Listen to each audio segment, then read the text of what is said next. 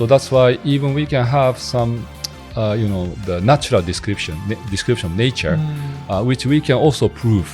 This book is not simply something only spiritual thing. Even scientifically, we can investigate. That is the uniqueness of the Quran. Of course, I have many questions, but I ask Muslim friends, they answer me. After 1 year, I realized that there is no more question at that time. Then, well, I don't have any problems. So what to do next? Ketika menikah dengan beliau, justru saya banyak belajar mengalami itu. Bahkan beliau menerjemahkan Al-Quran itu sungguh-sungguh gitu, karena ini berita penting ini. Bukan untuk mengajak mereka kepada Islam, tetapi memberi kesempatan mereka minimal berita ini harus sampai. Hai, ini gua Daniel Tetangga Kamu. Yuk kita mulai. So, after you found Islam when you were 19, Yes. and then especially someone who came from, your major was social science. Yeah, social science, anthropology. And anthropology. Yeah. Which is very logical. And now you found Quran, which is very supernatural. Yes. How does that, did that fight against your head? Okay. In the Quran, even the Bible also, there is some parts we cannot really science, unseen things, for example. Even the existence of God, we cannot science, right? We cannot science God. We cannot science the afterlife. This is all gaib, the unseen. However, in the Quran, the uniqueness of Quran, we can find so many description of nature. How the universe are created, started, for example. What is the source of the milk, the cow milk, where it comes from. It's actually written in the Quran. Wow. How the baby is developed in the womb of the mother, for example. And even there is the famous story, even the Bible, that Sodom and Gomorrah, right? Sodom and Gomorrah, this story. How this city was destroyed. The main cause was not written in the Bible, but written in the Quran. So that is a asteroid, a comet, which is actually is very huge impact, To destroy Sodom. Destroyed, yes. So it's actually written in the Quran, for example. But this is recently found scientifically because it's revealed in 7th century and then maintained, without change for the 1,400 years. So 7th century, we don't have any telescope or we don't have any microscope. But so how you can check what is the ingredient of the milk, what is going on in the mother's womb is quite miraculous. If human being can tell without any mistake, quite miraculous. So that's why even we can have some, the natural description of nature, which we can also prove. This book is not simply something only spiritual thing. Even scientifically, we can investigate. That is the uniqueness of the Quran. So, how long?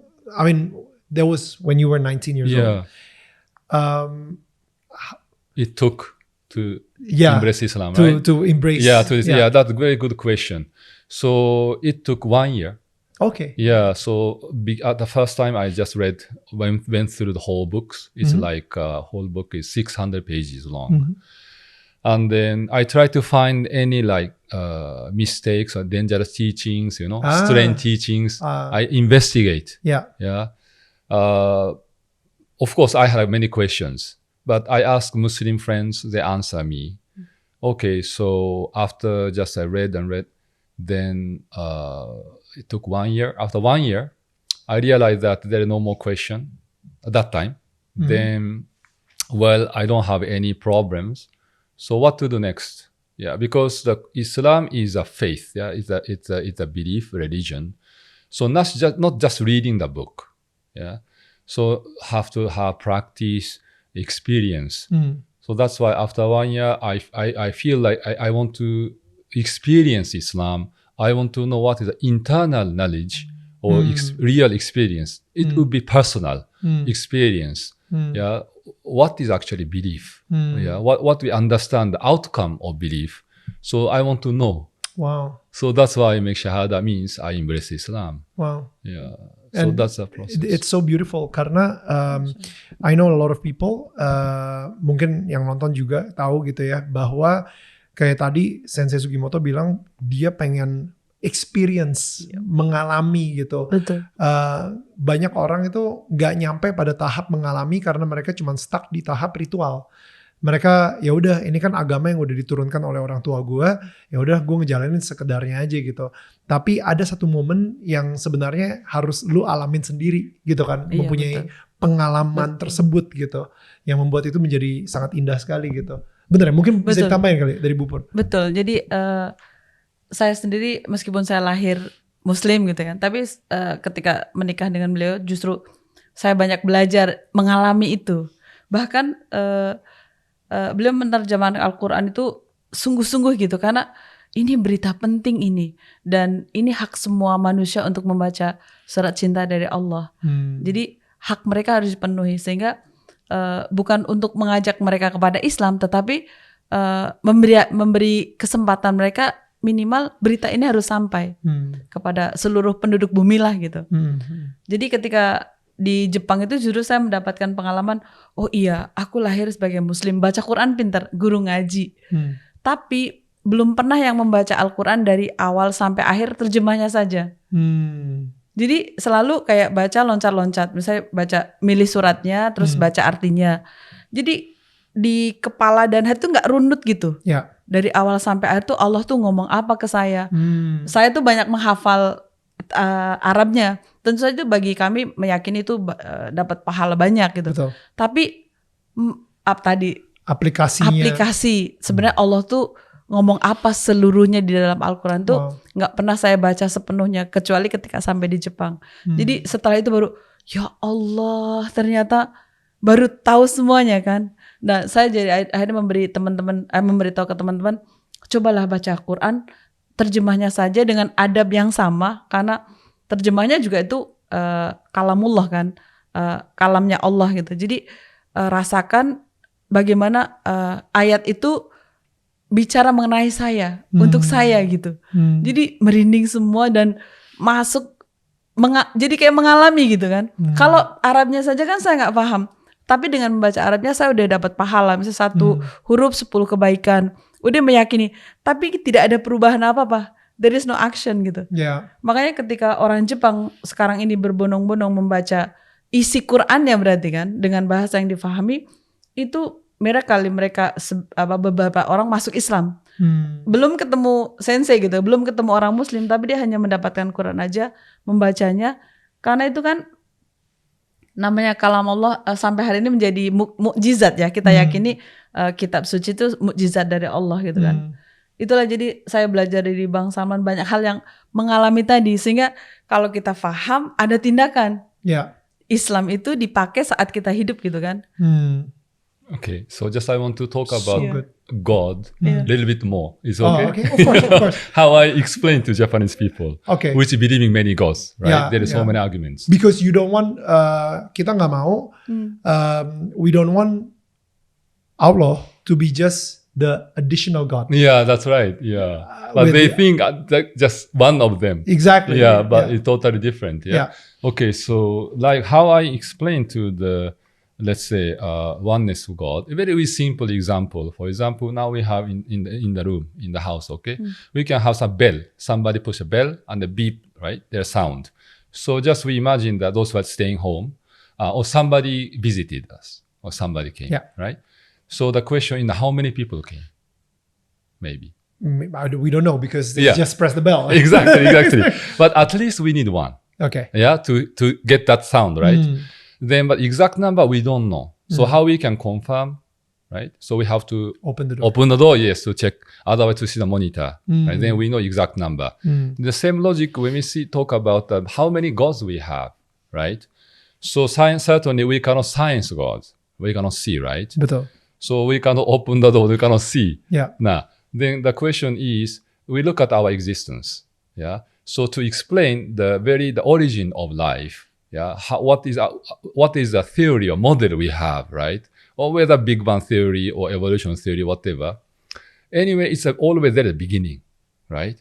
Yeah. So when we explain our existence, there must be someone, at least one, or maybe this name is God or creator, whatever. There must be a beginner. Yeah, there must be a one. Yeah. Okay, but do we need more than one? That is the question. If we cannot see, it means we don't necessarily have more than one God, because one God can create everything. Yeah. Right.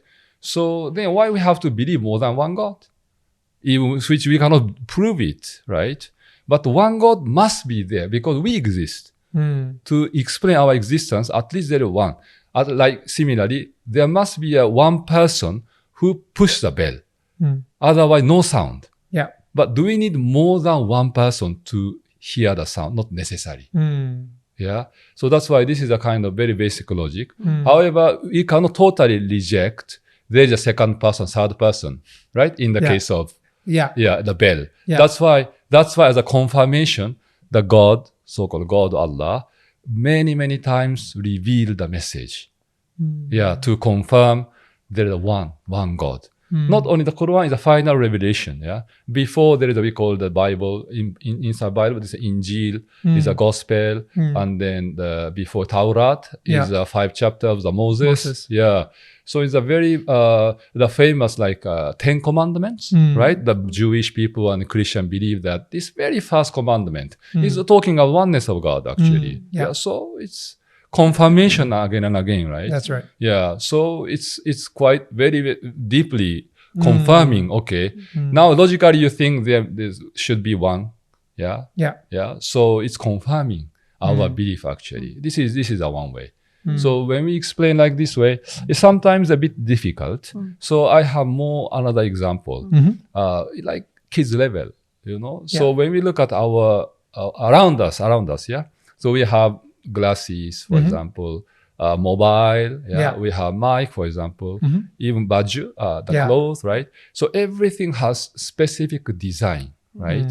And they have to have a designer. There is no exception. Very simple eraser, pencil, right? Simple paper. They must have design and the designer. No exception, 100%. So we look at the universe, plants, animals, human being, we have very unique, specific design. For example, human being has only one head. There is no, there are no people who has 10 heads, right? No people has hundreds arms, or only 2 arms and then 2 legs, right? So it's very specifically designed. So now scientists say that we are from the genome. What is genome? Is a map of life. So what is a map? Map means you have designed. So design means there must be a designer. So I say there must be a designer of human being, designer of universe, plants, animals. That is Allah. That's the creator. So this is how I explain to the Japanese people. So most of the people understood. Okay. However, there is some, let's say, like argument. So someone said that it's something natural. We are created some naturally. Just waiting long time and then seperti begini gitu. Oh well, is this not really logic? We investigate deeply this statement because let's say now we have mobile here and then this made of many parts, right? So we dismantle it and they put many parts on the table, for example. In the extreme sense, just wait, let's say, the 10 million years. 10 million years, we wait. Okay? So automatically become like this? No, cannot be. Not a matter of time. Become like this, need specific design, energy, right? Some kind of design, right? So naturally, when we look at ourselves, how we become like this. Okay, now we borrow the theory of Big Bang. Okay, is the beginning is a very one dot. So the scientists say that what is this one dot is a vacuum. What is vacuum? I ask question. It's a full of energy. So where this energy come from? They don't have answer. But anyway, after this energy, what happens? Boom, right? Big Bang. Then all the particles, the atoms, all the elements scattered all over, right? This is still inanimate. This is not a life. It's still inanimate, right? Then how become like this? Just we wait billion years, because even human eye itself is much high quality, the better than any other camera exists on this earth. Yeah. So sophisticated Yeah. mechanism, you know. So how come this can be created? I mean, made just simply waiting long time. Yeah. It cannot be. It's not, if you say so, as if you are believing, these parts of this, you know, the mobile become like naturally By composed itself, by yeah. itself. So this is not really logical thinking. Yeah. Yeah. So this is how we can counter argue their statement. And one more. This another religion is rejecting the existence of God. Why? Because the Allah is the rejecting the cause and effect, the relationship. Okay, so this religion believe it's a part of Buddhist religion. But it's not Shinto. No, it's one of the sect of Buddhist. So they criticize, you know, that they're no creator, you know, because their creator violate the law of the cause and effect. So why? Because when we say the Allah creator, okay, they ask who created Allah, right? Okay, suppose the God A created Allah. Then who created God A? The God B created. Okay, who created God B? God C created, right? So this the chain is going back forever, right? We call the regression, like endless regression, right? But we exist, which means we have an effect, is a result, right? So cause should be stopped somewhere, cannot be endlessly regressed. Yeah, because otherwise we cannot explain ourselves. If there is no cause, we cannot be here, right? So we are here, which means the cause stops somewhere. Yeah, it's fixed. So that fixed, that is a beginning or the beginner. That is another name of God, another name of Allah. Allah has 99 names. One name is a beginning. Or the beginning, al-awwal. Oh, okay. So then that's why they said this beginner has no beginning. Okay. So you are violating the law of cause and effect. That's why they're rejecting. I mean, okay, this is like, we cannot understand. Okay. But I ask them the question, if everything is made by cause and effect relationship, what is the cause of that cause and relationship? Cause and effect relationship, because this relationship is not, I mean, the taken for granted, right? So we call this universal law, physical law, whatever.